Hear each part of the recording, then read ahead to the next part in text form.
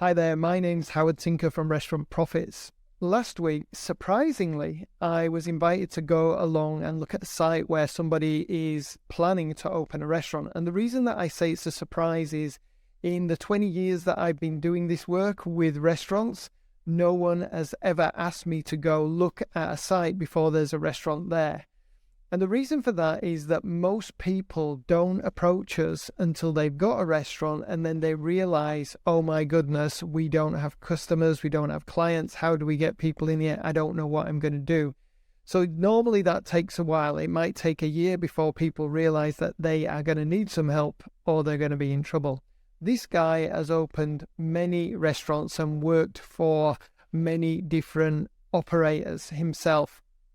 So he wanted me to go along, and I asked him why, given the many, many years of experience that he's got, and he's been incredibly successful. He said, because I am great at running restaurants, I'm not great at understanding marketing, and that's why I want you to come along. So we spent a day looking at this site.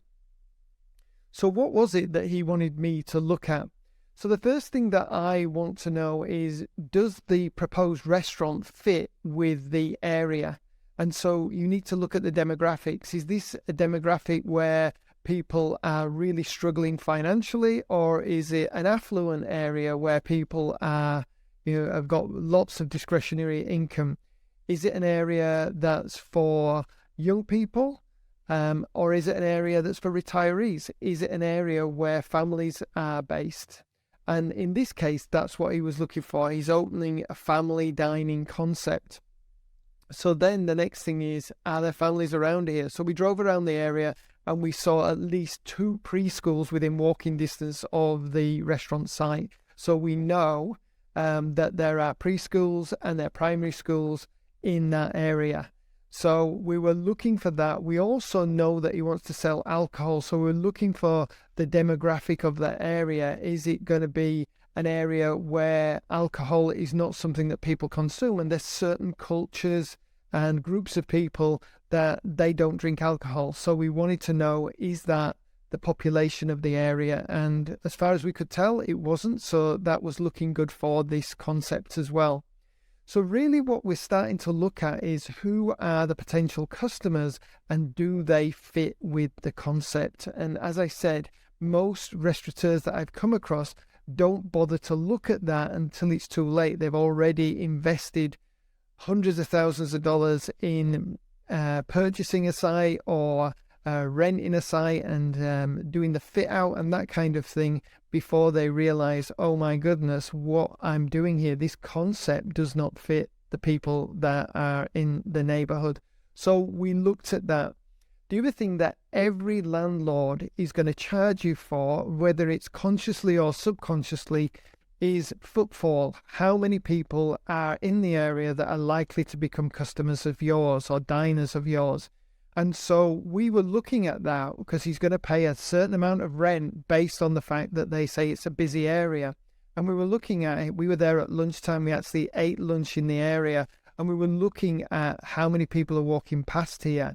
And he had been there in an evening time and again looked at how many people are walking past the site and would they be coming in. We looked at the competitors in the area. We looked at how busy or quiet they were. And also he'd done the same thing at night. The other thing that he's done, which is really smart, is he's been looking at this site for nearly 6 months.